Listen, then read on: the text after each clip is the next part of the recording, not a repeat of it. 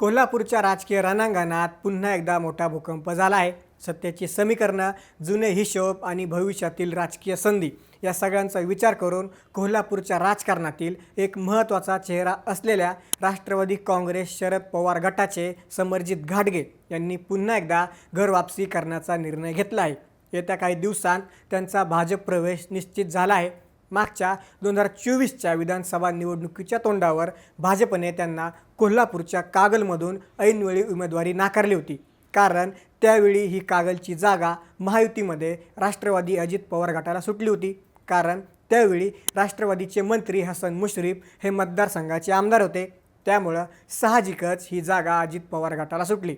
पण त्यावेळी भाजपचे समरजित घाटगे ही विधानसभा लढण्यावर ठाम होते. तत्कालीन उपमुख्यमंत्री देवेंद्र फडणवीस आणि अजितदादा पवार यांनीसुद्धा त्यांची मनधरणी करण्याचा प्रयत्न केला होता. पण समरजित घाटगेंनी विधानसभेच्या तोंडावर राष्ट्रवादी शरद पवार गटात प्रवेश केला आणि विधानसभेचं तिकीट देखील मिळवलं. त्यावेळी मंत्री हसन मुश्रीफ यांच्या विरोधात मोठी अँटी इन्कम्बन्सी होती. कारण तोपर्यंत हसन मुश्रीफ कागलचे सलग 5 वेळा आमदार झाले होते. त्यामुळं समरजित घाटगे यांनी मोठा प्रचार केला. पण शेवटी अजित पवार गटाच्या हसन मुश्रीफांनी बाजी मारलीच. घाटगे मागचे 2 वर्ष शरद पवारांच्या सावलीत राहिले आणि आता पुन्हा एकदा मुश्रीफांचा हा कट्टर राजकीय विरोधक भाजपमध्ये परतत आहे.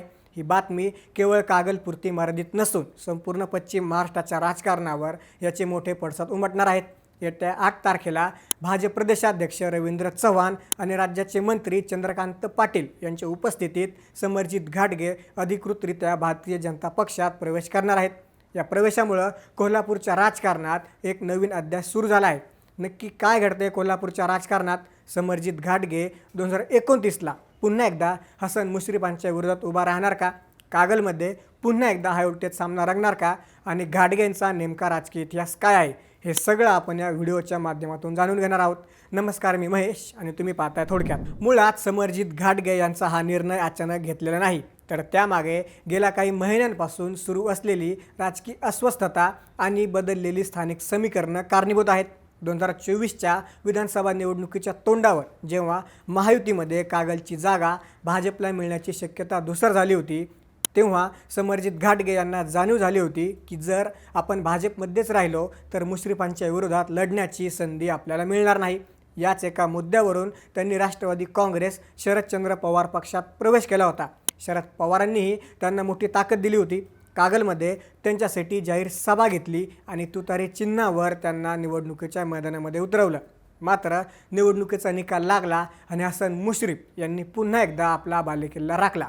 मंत्री हसन मुश्रीफ यांनी सलग 6 वेळा कागलची विधानसभा जिंकली आणि सलग दुसऱ्या निवडणुकीत त्यांनी समरजित घाटगेंना पराभूत केलं.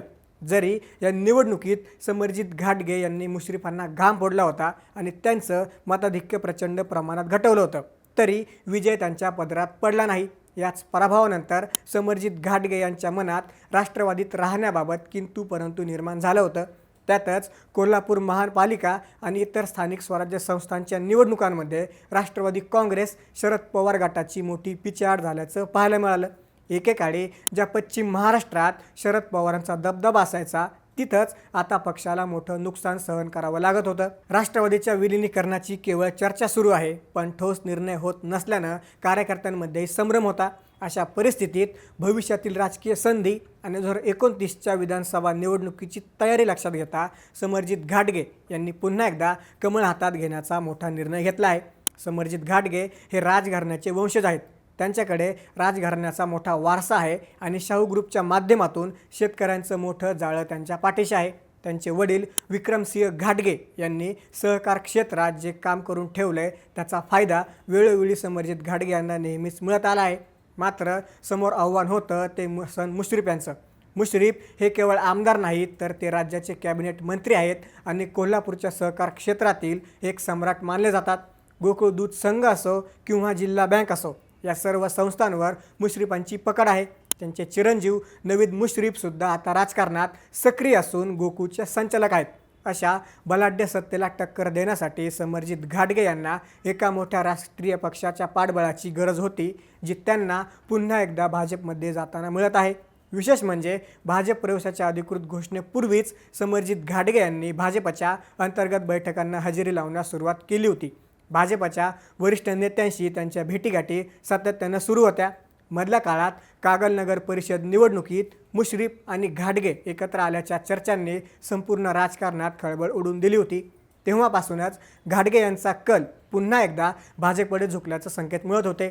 आता 8 एप्रिलचा मुहूर्त ठरला आहे आणि या प्रवेशामुळे कागलमध्ये पुन्हा एकदा घाटगे विरुद्ध मुश्रीफ असा सामना पाहायला मिळणार आहे। भाजपने 2029च्या निवडणुकीसाठी आतापासूनच स्वबळाची तयारी सुरू केली आहे। महायुतीमधील जागा वाटपाचा पेच टाळण्यासाठी भाजप जास्तीत जास्त मतदारसंघ आपले ताकदवान उमेदवार तयार करत आहेत। कागलमध्ये मुश्रीफांना रोखण्यासाठी भाजपला समरजित घाटगे यांच्याशिवाय दुसरा कोणताही पर्याय दिसत नव्हता। जरी हसन मुश्रीफ सध्या महायुतीत असले तरी 2029 पर्यंतची राजकीय समीकरणं वेगळी असतील याची कल्पना दोन्ही बाजूंना आहे। समरजित घाटगे यांच्या भाजप प्रवेशामुळे कोल्हापूर जिल्ह्यातील भाजप कार्यकर्त्यांमध्ये चैतन्याचं वातावरण आहे। मंत्री चंद्रकांत पाटील यांच्यासाठी हा प्रवेश एक मोठी जमेची बाजू ठरणार आहे, कारण कोल्हापूरच्या राजकारणात भाजपची ताकद वाढवण्यासाठी त्यांना घाटगे यांच्यासारखा चेहऱ्याची गरज होती। दुसरीकडे शरद पवारांच्या पक्षासाठी हा मोठा धक्का मानला जात आहे। ज्या नेत्यानं विधानसभा निवडणुकीत पक्षाची बाजू भक्कमपणे लावून धरली होती तोच नेता आता पुन्हा एकदा जुन्या पक्षात परतत आहे। कोल्हापूरच्या मातीत सहकार आणि राजकारण या एकाच नाण्याच्या दोन बाजू आहेत। हसन मुश्रीफांचे सहकार क्षेत्रातील वर्चस्व मोडीत काढणं हे समरजित घाटगे यांच्या समोरील सर्वात मोठं आव्हान असेल। 2024च्या निवडणुकीत हसन मुश्रीफांचे मताधिक्य केवळ 11,000 मतांवर आलं होतं। ही बाब घाटगे यांच्यासाठी आशेचा किरण आहे। जर भाजपने त्यांना पूर्ण रसद पुरवली तर 2029ला कागलचा निकाल वेगळा लागू शकतो। समरजित घाटगे यांचा राजकीय इतिहास पाहिला तर त्यांना नेहमीच संघर्षाची भूमिका घेतली आहे। 2019ला पक्ष लढून त्यांनी 88,000हून अधिक मते मिळवली होती, तर 2024ला शरद पवारांच्या पक्षात जाऊन त्यांनी 1.25 लाखांच्या वर मते घेतली। याचा अर्थ असा होतो की त्यांची स्वतःची एक हक्काची वोट बँक तयार झाली आहे। मात्र राजकारण हा अनिश्चिततेचा खेळ आहे। मुश्रीफ हे सुद्धा मुरलेले राजकारणी आहेत। त्यांच्याकडे सत्तेचा अनुभव आणि कार्यकर्त्यांची मोठी फौज आहे। त्यामुळं येणाऱ्या काळात कागलमध्ये रॉयल वळण नक्कीच पाहायला मिळणार आहे। राष्ट्रवादी काँग्रेसमधील विलिनीकरणाच्या चर्चांमुळे पक्षात निर्माण झालेली अस्थिरता समरजित घाटगे यांनी ओळखली आहे। केवळ चर्चेवर अवलंबून राहण्यापेक्षा त्यांनी प्रत्यक्ष कृती करत भाजपमध्ये जाणं पसंत केलं। या निर्णयामुळं कागलमधील त्यांच्या समर्थकांमध्ये आनंदाचं वातावरण आहे, कारण भाजपमध्ये त्यांना अधिक मान सन्मान आणि काम करण्याची संधी मिळेल अशी त्यांना आशा आहे। 8 एप्रिलचा दिवस कोल्हापूरच्या राजकारणासाठी निर्णायक ठरणार आहे। समरजित घाटगे यांचा हा भाजप प्रवेश म्हणजे 2029च्या महायुद्धाची नांदीच म्हणावे लागेल।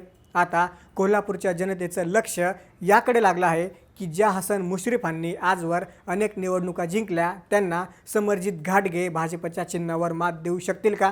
राजकारणात कोणीही कायमचा शत्रू किंवा मित्र नसतो, पण कागलमध्ये मुश्रीफ आणि घाटगे यांच्यातील वैर हे वैयक्तिक नसून ते विचारांचं आणि सत्तेच्या वर्चस्वाचं आहे। त्यामुळं येणाऱ्या काळात महाराष्ट्राच्या राजकारणात कागलचे रण मैदान पुन्हा एकदा धगधगताना दिसेल। समरजित घाटगे यांची ही दुसरी घरवापसी त्यांच्या राजकीय कारकिर्दीला कोणती दिशा देतं हे पाहणं महत्त्वाचं ठरेल। भाजपसाठी हा प्रवेश पश्चिम महाराष्ट्रात पाय घट्ट करण्याचा प्रयत्न आहे, तर घाटगे यांच्यासाठी ही स्वतःच्या अस्तित्वाची आणि विजयाची लढाई आहे। या मोठ्या राजकीय घडामोडीनंतर आता कोल्हापूरच्या सहकार आणि राजकारणात मोठ्या फेरबदलांची शक्यता निर्माण झाली आहे। याबद्दल तुम्हाला काय वाटतं? 2029ला मुश्रीफ आणि घाटग्यांमध्ये नक्की कोण जिंकेल? आम्हाला कमेंट्समध्ये नक्की सांगा। नसेच राजकीय घडामोडींसाठी थोडक्यातला नक्की सबस्क्राईब करा।